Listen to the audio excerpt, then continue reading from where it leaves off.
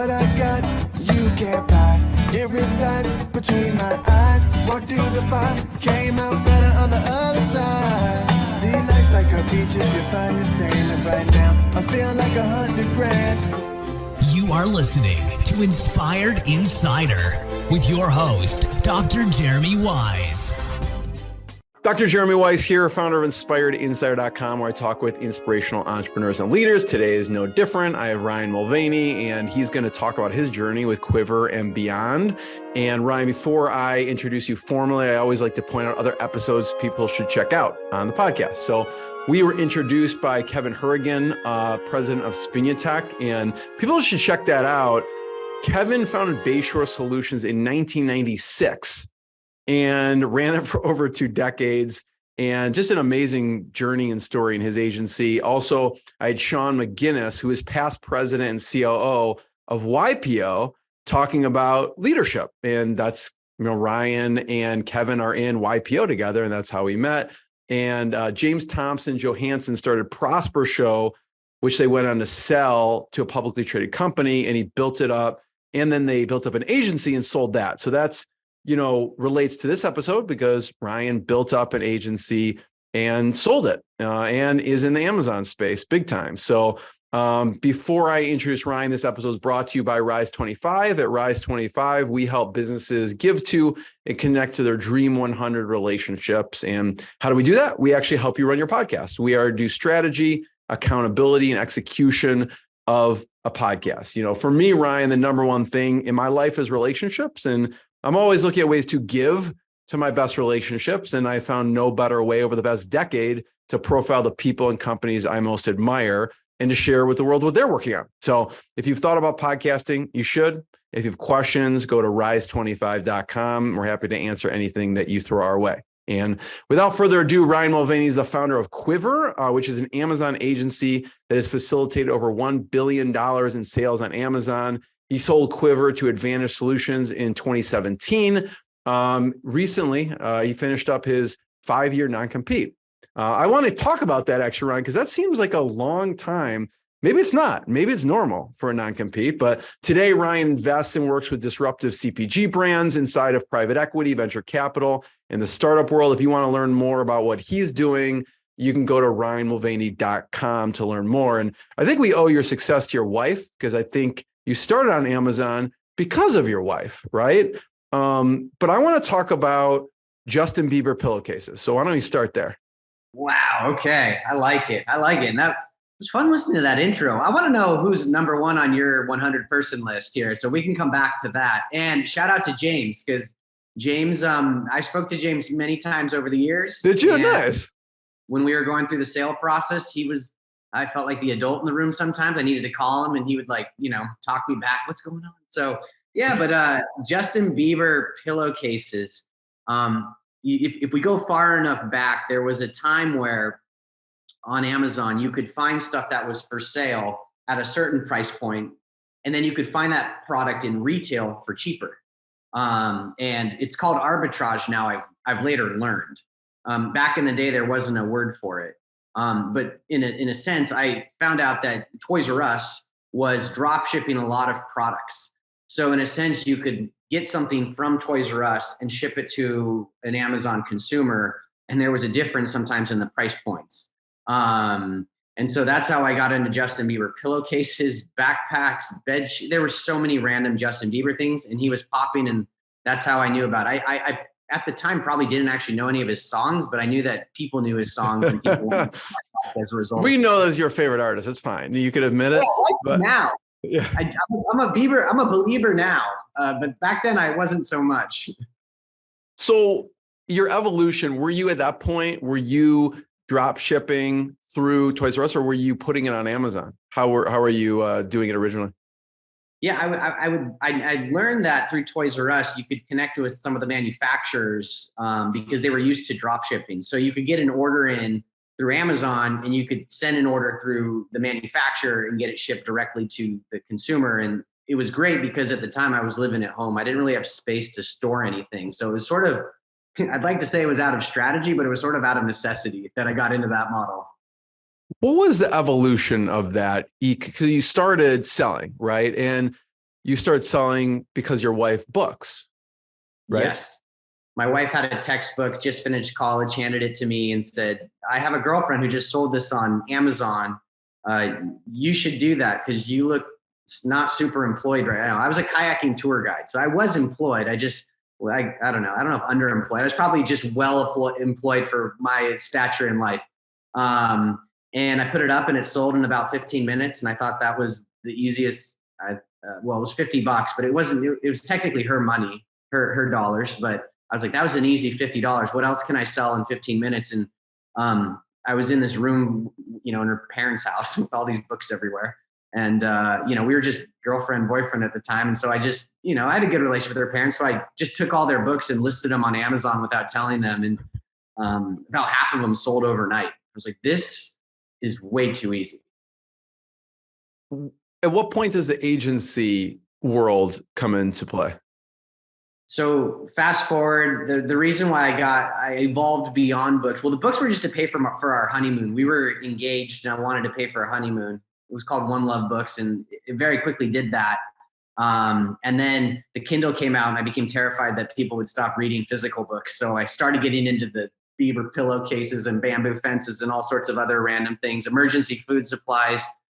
It was wild to watch, like a disaster hit. And then all of a sudden I'd sell like 100 pounds of rice. I was like, where is this going? But it was this sort of haphazard thing I was doing. I could use the data that Amazon gave everybody, but I could look at it in a certain way to determine how well something was selling. And then I just needed to be able to get my hands on it. And so, it was a side hustle until I landed at a digital agency. And the owner of the agencies, I caught his attention because I asked him why he wasn't offering Amazon as a service at the time. And, this is a time when eBay and Amazon were sort of going toe to toe and a brand didn't want to be on either. And so as a result, the channel was largely neglected.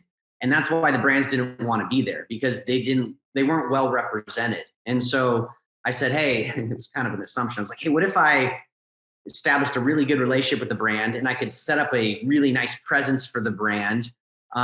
They would then sell to us and make us their exclusive seller. And he's like, that's a cool idea. Let's test it out. And so we pitched it to a hair care company. I didn't know at the time, but that's where we would spend most of our time was in beauty because it has a little bit of a disrupted distribution chain. And Amazon was always sort of the bane of their existence. So if we could solve it for the beauty industry, it would be a lot easier to solve for other industries was our conclusion. Mm. So then when did Quiverr, how did that stem? So Quiverr came out of that agency. We actually grew up underneath the staircase of that agency because that's where we could store the product. And once we landed the first brand, we talked to the brand about it in this net new entity, and then they said, "Cool, we'll be on board with that." And so we launched it in 2014. It was myself and two partners. And then at that time, what was there was no real rule book, right? You were kind of making up as you go along. Now I don't know what best practices are, but that would be amazing, right? If someone started an exclusive brand for Amazon. Well, I knew that the model that I had been operating on where, like, for instance, go back a year or two before we started Quiverr, I was for a hot minute Isagenix #1 seller. And Isagenix, for those who don't know, it's a big MLM company. And I was their #1 seller because I was the only one selling their systems on Amazon. And I didn't know that I wasn't allowed to do that until I got a call one day and they said, "We can't believe it. You're making whoever I signed up underneath." I don't even know to this day who it was. They're like, "That person's so happy with you. How are you doing this?" And I was like, "Oh, I'm just selling it on Amazon." And they're like, "Oh," and like within 2 days later, my account was turned off. And I was like, "Oh, I guess they don't want it on Amazon because I don't fall into the same rules and standards that their normal sales team would follow under." And so at that point, I was like, I could either keep being annoying to brands, or I could work with brands that I at least had a dialogue with. And so I at least had a dialogue with the brands. I didn't ask for exclusivity at that point. And then 2 years later, we said, "Hey, you know what? With exclusivity comes a lot of good things. You have a consistent consumer experience. You can drive, as a result, better reviews probably for the product. You can control the content. You can control the pricing. There's a lot of benefits to having less sellers on Amazon. So over time, were you doing, once you had a few successful brands under your belt, what was it like as far as acquiring more customers or clients? It was largely referral based. And, we did beauty, health, personal care was sort of where we lean in. We did stuff outside of those categories. But quickly learned that was sort of our sweet spot. At one point, I think our website contact us form was broken for like 6 months, and we figured it out, and there were like 300 leads in there that were like good. We had to like tail between our legs, reach out to them and be like, sorry, our contact us form was broken. But there was enough inbound that, I guess that they found us elsewhere or called us or something that we didn't seem to notice. Let's talk about, your advice to some of these brands and what you do with them. And let's just take Drunk Elephant as an example. What did they do?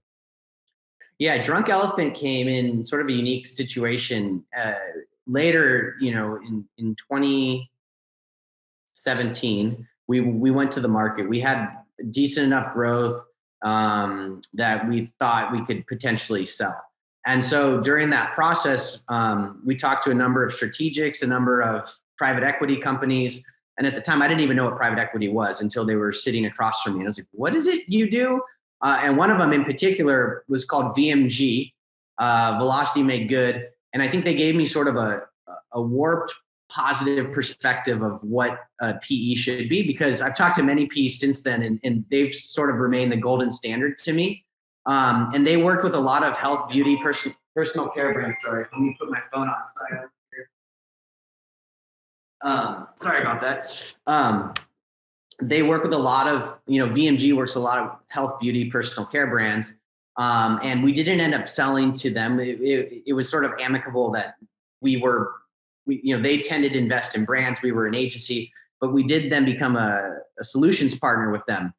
And their brand slotted really well into our model because they were sort of out there trailblazing. And Amazon wasn't a core focus of what they were doing. They were focusing more on the traditional retail channels. And then we could come in with an Amazon strategy to normalize pricing, normalize consumer experience, give the consumer every advantage to purchase that product in store if they wanted to do it that way, or buy it online if they didn't want to go buy it in store. And so, yeah, Drunk Elephant in particular was awesome because BMG at the time, they were like, hey, it's this little brand, like, can you help them out? And I remember meeting with them, and it was right before they popped. They had been working with somebody else on Amazon, and that relationship had ended. And, we came in and took it over. And, it was just a rocket ship from everything they were doing seemed to be working. And the beautiful thing about Amazon is when the things are working outside of the channel, you then pick up momentum inside of the channel. And they went up and exited for, was it 10 figures if it gets past a $1 billion or some sort. And it was fun to be a part of that chapter of their story, and then get on the other side of it. And now they're owned by a really big, CPG or beauty company, Shiseido. And now it's like, how do we navigate this new part of this venture, right? We took them from this, like, I don't even know if boutique's the right word, but a PE. Now it's exited to a strategic in their industry. And it's just new waters to sort of wade in. So what kind of products did Drunk Elephant have? We were beloved by everyone in the office that focused on skincare. So really nice skin and facial oils. They launched some hair care products as well, but they were known for their sort of skin serums. The perfect e-commerce products. They're really high quality, very small, and very expensive. So I love that. And then another company was Dr. Bronner's. Yeah. Yes. Dr. Bronner's always has a dear space in my heart. Are you familiar with the brand? I've heard the brand, but I don't know exactly. I don't know exactly what products they are, but I've definitely heard of the brand before. If you Google it, you will recognize it. It's got one of the most iconic Castile soaps. And it's a company that's been around, I don't want to get it wrong, but like 100 and 150 years. Oh yeah, I'm saying it. Yeah.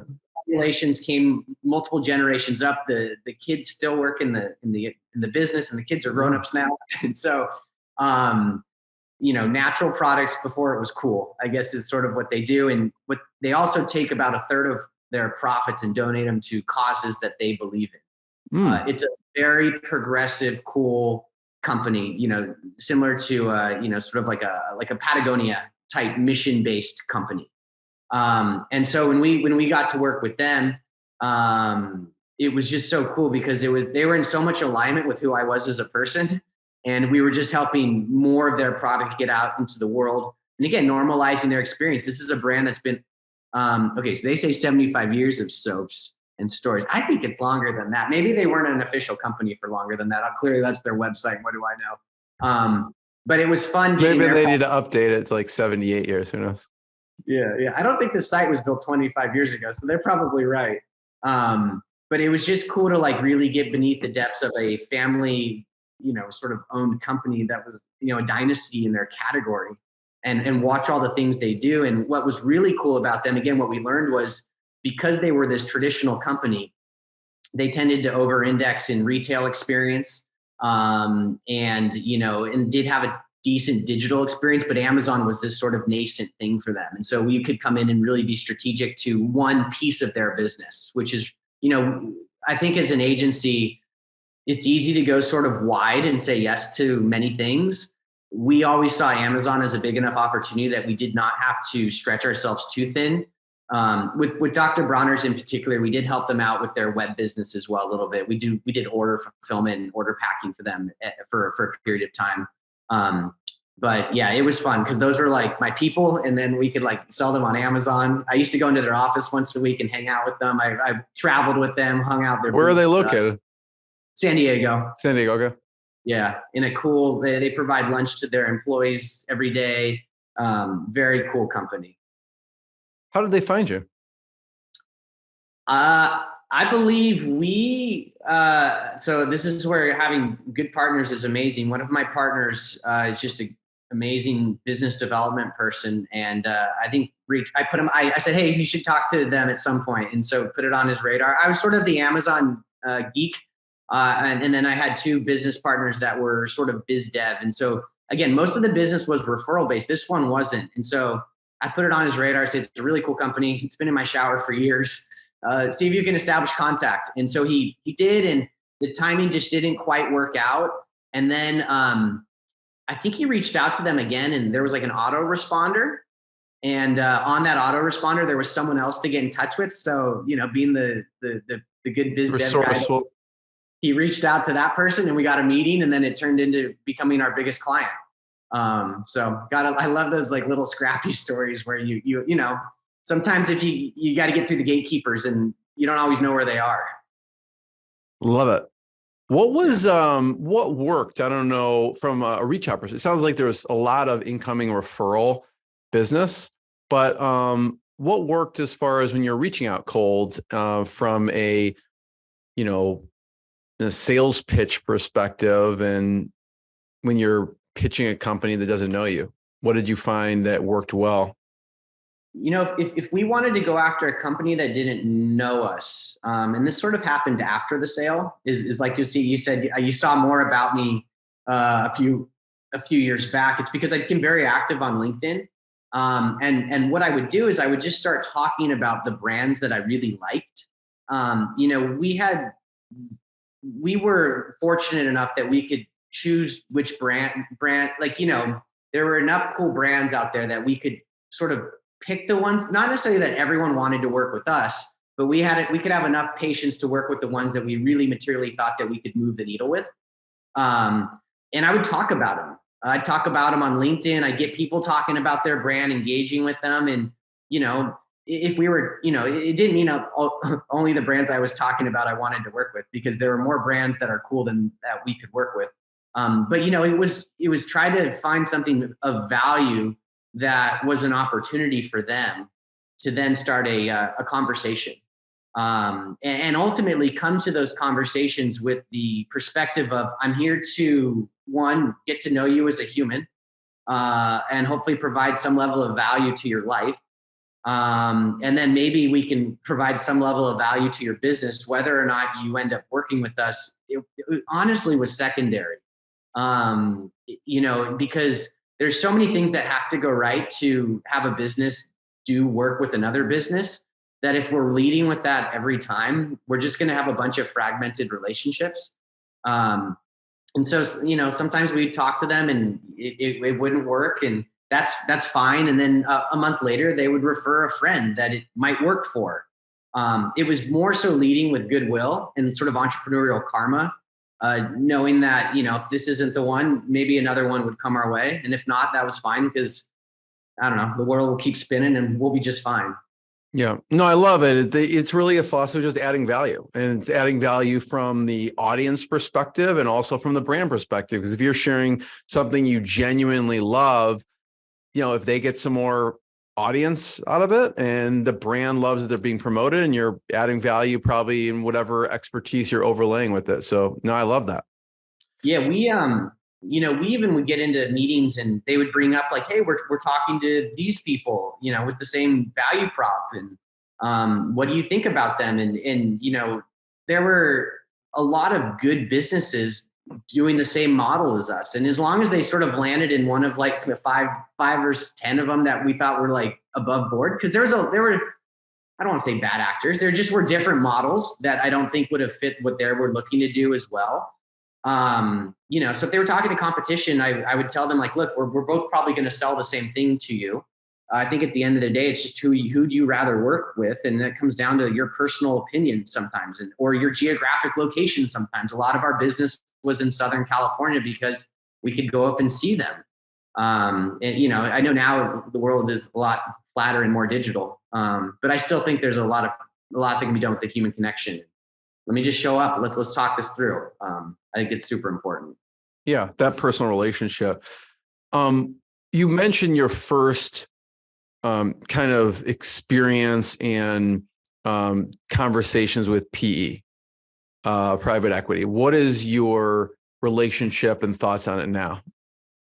I still really like, I get, there's, the sort of the VC world, and there's the PE world. The PE world tended to work better for our model just because it was more vetted by the time they would come in.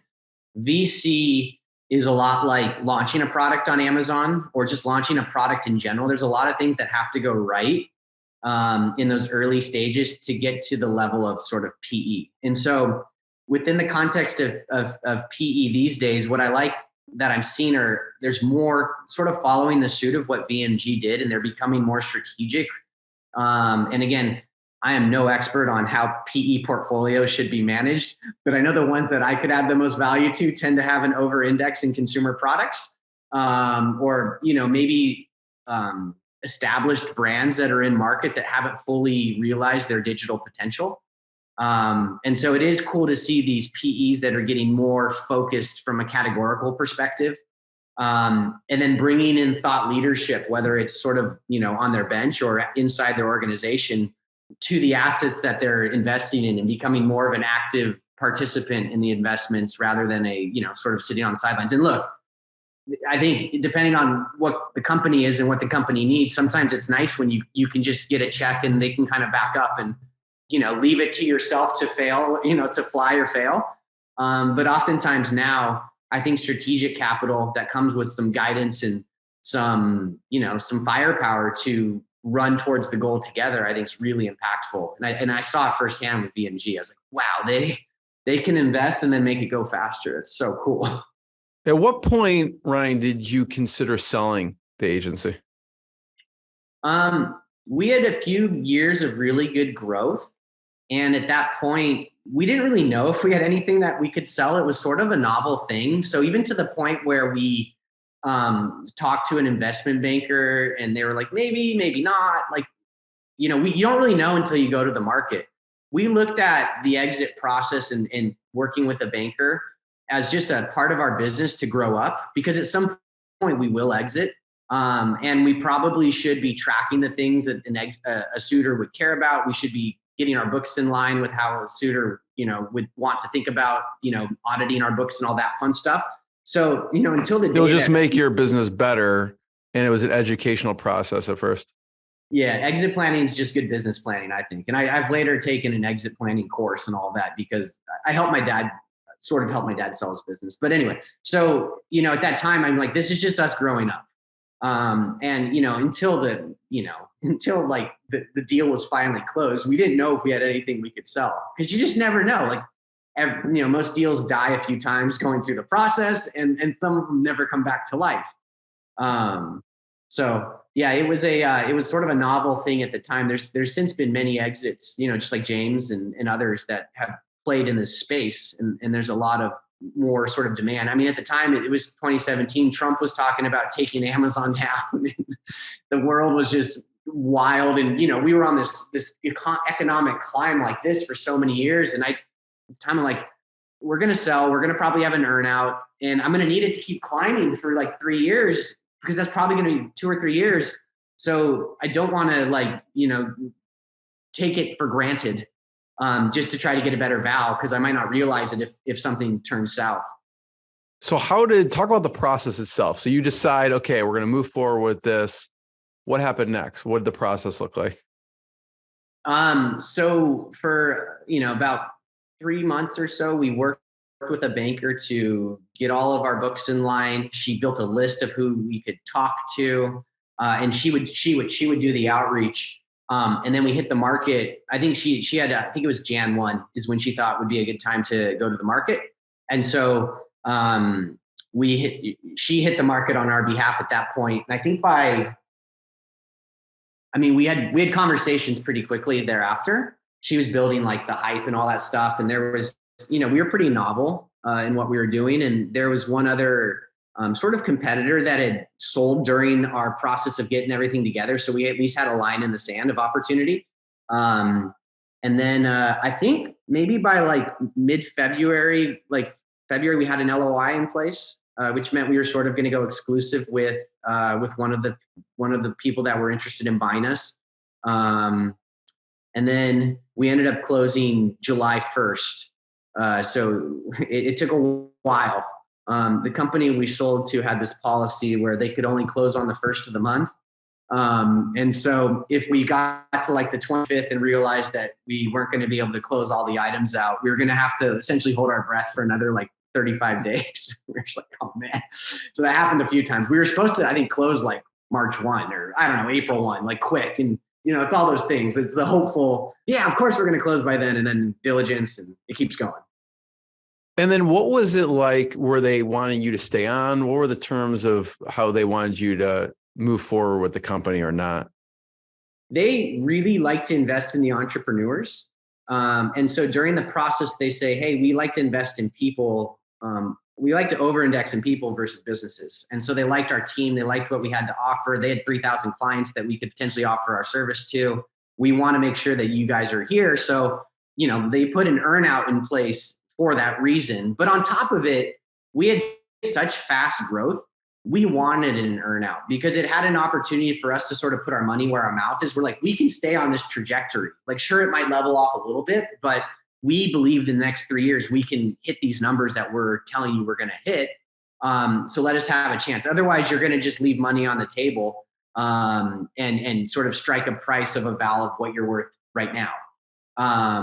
And so we weren't tied to staying with them. If the business continued to perform, they would have paid us, based on the performance. But the way that the deal was structured is we were very motivated to stay with them and continue to keep growing the business because there was money still left on the table. Talk about the decision of choosing a buyer. It sounds like, because you had a bunch of people interested, it sounds like this was a really great strategic buyer for you if they had 3,000 brands. Yeah. When they first hit us up, I looked at their website and I didn't know if it was real. I was like, what is this? Like Advantage Solutions? It doesn't seem like it's just a very vague name. And then I started talking to some of the people inside the organization, and it humanized the corporation for me. And the guy that first spoke with us, and even their bankers were they were like very friendly to us. And I was like, whoa, this is like so different. And maybe it's because we had a broker and she was doing a good job and she was the bad cop and I was the good cop. And I but they were very friendly, and so I liked them on the people level, and then we liked them on there. There's the people, there's the Val, and then it's like, how do they, how are they going to be on the other side of it? Are they going to meddle with us a lot? Are they going to let us sort of run? And we realized that we were a pretty special thing inside of their organization. We did something that nobody else did, so that we thought that they'd kind of leave us alone, and if anything, just help us with getting new clients in and that sort of thing. And so, when you're signing up for a 3-year earnout, you have to be very comfortable, like continuing to work there. And I felt pretty good about it. None of it's perfect. But it was the best option that we saw from who was interested. You mentioned, there's always going to be sticking points throughout the process. What are some of the sticking points if someone's looking at selling now that you wish you would have known at that point to look out for? I mean, the sooner that you go through the process of like a mock exit plan, the better, because what it'll do is it'll align you around what you'll be valued off of. And finances is only one component of it. Or one, it's not just one. Finances is just part of it. They're going to look at your people. They're going to look at if you're in an agency-based business, the strengths of your contracts. So like we're like, oh man, like we're going to have to go back and re-sign our clients and get them to sign on for longer terms, right? Because that's going to increase the value of our business.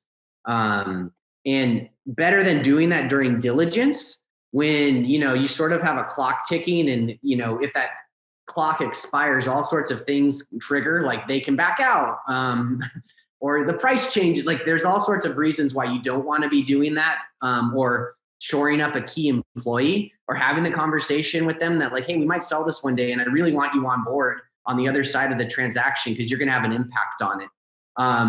I think those things are really important to sort of think through, because again, you will be out of your business someday. It's just whether or not you're going to plan for it, or it's going to happen to you. That's great, Ryan. What else would you say would strengthen a business that you learned? So you said, strengthen the contracts, right? For an agency, going back, strengthening whatever agreements you have with key employees. What else did you see? Like, we need to strengthen this in our business to make it, to increase the value. In my exit planning course, I got to go back to it, but they had other ones that they talked about, but there was one specific for us. It's just the processes that you're doing. So, how transferable is your business? If you want to bring in a new person, if you want to teach somebody inside the organization that you're selling to, because they can potentially augment what you're doing. It's great when you're building a business to have this secret thing that nobody else knows how to do because it's a hack, and you can make a ton of money doing it. But if you want to sell your business, you're going to have to be able to teach other people to do it for you, or on your behalf, because the second they buy you, they think your intentions are going to change. They think you're going to break up with them someday. It's going to, you'll just stop showing up. And those are the things they're going to beat you up with. I think the other thing too is, with my dad, he had a veterinary practice, real estate type opportunity. And he did just fine with his exit. But I did see something where, you get to the end of that marathon of a career. Like, he started that career when I was like born. He started at that hospital and slowly took it over, and then it was his own. But he got to like the finish line. I'm like, you cannot trip over the finish line, because you lose your power of negotiation with a suitor. Like, if I went in and said no earnout, I'm walking away on this, they're like, fine, but you'll probably leave money on the table if you're not willing to sort of negotiate. Luckily, for my dad, he found a second wind, and helped him with a transitionary period. But I could see people being so burnt out with it that they just get to it and they're like, get it off my hands. I don't want to have anything to do with this anymore. I'm wondering, from advice from colleagues or mentors, or your banker, as far as the earnout goes, what were they telling you in that regards? Just be happy with the first. We had a three-tiered earnout, a 1 year, 2 year, and a 3 year payout. Initial, and then at the 1 year mark, and then the 3 year mark. They said you need to be happy with the first bite of your apple, and that's it. And so we were going to be really happy with the second bite. It was the goal, and the third was gravy. because you just don't know what's going to happen with the business, your clients, the suitor. Heck, 6 months left of our earnout, COVID hit. So Amazon got really disrupted at that point. And so, again, like I said, I needed 3 good years of an economy to achieve what I wanted to achieve. For about a month in January, I had no idea what was going to happen. In fact, January 1st, we were overstocked on Amazon in soap and hand sanitizer, believe it or not, and some food. And I was like, we're going to have to write off this inventory, guys. This final number is not looking too hot for us. And then, COVID hits, and, we sold all up through it, I think probably by the end of like March. And so I was like, okay, but that was like, you just never know. You can't, there's just so many things unplanned. So if you're going to do a deal, you need to be happy with what's more guaranteed. And don't set your happiness on what's at risk. Yeah. And you do investing. You also do consulting. One of the strategic advisors is, you could tell me how to pronounce it, but it's Dime Tide. Yeah. Yeah. So talk about Dime Tide and some of the advice and discussions around that. Yeah. I had the fortune to meet a guy named Rohan, who built out this, not only a company, but then a piece of software which goes out and audits a brand's profitability within Amazon. And without getting too granular with the tactics, there's a few different ways to sell on Amazon. You can sell third party, which is like us, where we have an inventory position on behalf of the brand and sell it through our store called Quiverr. The other side of it is if you look at like Apple, those items are sold and shipped by Amazon. So Amazon actually takes an inventory position, gives the brand POs. And so they've built out a pretty slick piece of software here that goes out and sort of audits all the various moments of that relationship where fees can incur, and gives you sort of an opportunity to go back and collect on those fees if they weren't rightly charged. And then, look at them and determine how you are getting charged the fees and hopefully mitigate them in the future. And I think that after a year and a half, they actually recently just sold the business. And so I think he's in a new space, probably where I was a few years back. But it's cool because I think what people have sort of woken up to is that's Rohan and his wife Melanie there too on that picture. They're sweet people. There's so many opportunities on Amazon, and I feel pretty dumb in my way where I was like, man, to do $100 million of sales or $1 billion of sales, like I had to like take inventory positions to do it. And he can achieve quite large sales numbers without taking any inventory at all and be way more profitable than my model was. I was like, man, smarter people than me. What type of advice did you give the company? Because again, you bring in a lot of knowledge because you've seen this across many different brands and through, firsthand through Quiverr. Right. With Dime Tide in particular, because I had gone so heavy on LinkedIn for a number of years, I've developed, just like James, a number of contacts that we can talk to and just have a conversation about a brand's profitability. And when I first heard about it, I was like, interesting. I mean, we had been doing it on the third party side of selling. We'd been collecting fees for some time. I hadn't heard about it on this side. And so I just was like, let me just go talk to brands about this and see if this is a pain point. And sure enough, it was a pain point. So really it came into like, well, how do you craft that message? Because it sounds too good to be true. Like you can go out, find sums of money that Amazon potentially owes a brand and collect on their behalf in sort of an automated fashion. But it is real. It's real as day. I've seen it. And it's just it's a matter of like messaging that in the right sort of way. I know that there's service providers that do this in sort of the credit card processing space or the shipping auditing space, freight auditing, all those sorts of things. I hadn't seen it applied to this category just yet, and when you over-index maybe on the software side, it's like, well, how do we position it right? How do we market it right? How do we communicate it, effectively? Ryan, when you talked about James, and I'd love to hear who are some colleagues and mentors in the space that you respect, and maybe we start with James Thompson. And what's some advice or conversation you've had with him that was helpful? Man, he told me back in the day, he's like, Ryan, the best thing I ever did was write a book about Amazon, because now I'm an author.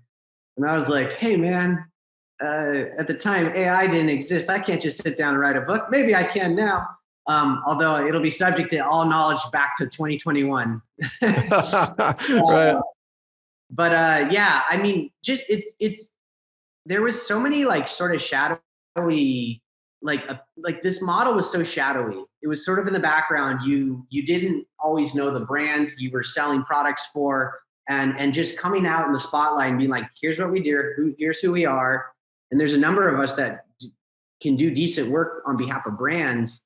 I think that was really like important, like just to facilitate a conversation, and then not only do that, but like have a relationship with people that are, what brands would look like as your competition. There's so much abundance of opportunity out there that I never really like felt the competition. I'd rather just have like good relationships with people and swap best practices. And, we weren't out there like stealing each other's clients or anything like that. And even if it did, it was like, look, if my business isn't good enough to hold on to a brand and they go over to somebody else and they're going to have that's what's better for the brand. That's what should happen anyway. And we should learn from that and figure out like, what do we do to lose them? And so, yeah, there's a number of, sort of good people out in the space. If you go to LinkedIn and search for Amazon, a lot of them are posting quite frequently. That, LinkedIn became this really cool sort of epicenter of good content just to learn about the Amazon marketplace. Who are some other mentors in the e-commerce space that you'd lean on throughout the years? Definitely my partners, like Danny DiMichele was the guy who had the agency that I spun out of. My other partner, Brad Sipe, he was, a telecom guy, but also just really knew like sort of business development and communicating with people. And I don't know, I just felt like I always got like a good sense of like almost like older brother style dynamics with them, which was cool because it was, sometimes we'd argue like brothers would, and then other times everything was great. Throughout the years, I talked to a number of people. I'm trying to think of the ones that, Joe from Marketplace Pulse, he puts out really, really good content. Really went down the thought leadership path really early. I don't talk to him, Joe I've talked to personally. The next guy I haven't talked to personally, but always respected his opinion, Scott Galloway. He I think he's a professor at NYU, and he's always had this like no holds bar, like I'll say anything about anything approach. Do you know Scott? No, I've read his book though. It's great. Okay. He'd be on my list. He'd be like in the top, like probably like 5 of my 100 list. Cause he's just such a, back in the day, I quoted him in my decks in like 2012. Because he had such a progressive way of looking at Amazon and wasn't afraid to sort of go out on a limb and talk about something that nobody was talking about. Yeah, he has kind of seems like, I don't know him personally, but a no holds bar approach. Like the book I read was The 4, which is the hidden DNA of Amazon, Apple, Facebook, and Google. And it's a fantastic book. Nice. Yeah. Yeah. And then I've got some other friends, another guy named Aaron who runs a company called Zulay, and they're a big private label seller on Amazon. They've sold, I don't know how many tens of millions or hundreds of millions or billions of dollars of their own products, which is a wholly different model. Matt Newman and Brian Baer, they started an aggregator called Grove. And it's just cool. It's cool to see people doing the model at scale and hearing about the opportunities that sort of come their way and the nuances that come at operating at such a big scale. And again, I think that's where it's like, look, there's enough to eat out here for everybody. Let's just be open about what we're doing and help each other grow, because you never know where the paths will overlap. What's your thoughts on the aggregators? I feel like over the past few years, that category seems to have grown. Yeah, in the beginning, it seemed like it was sort of a multiple arbitrage game. So it was like we could buy these sort of underpriced Amazon brands. They don't really know what they're worth, and they don't come with a lot of infrastructure, which is great. We can buy a lot of those very quickly. and then we can buy it 2 times and we can go raise money up here, I don't know, 20 times. And then people caught on to that. And so now it's like, we'll buy it 4 times, 5 times, 6 times, and we're going to raise it 15, 16, or 14, 13, you know what I mean? And then those things sort of crossed. And I think, I think some of these aggregators were raising on the prospect that they were going to go public. And they didn't.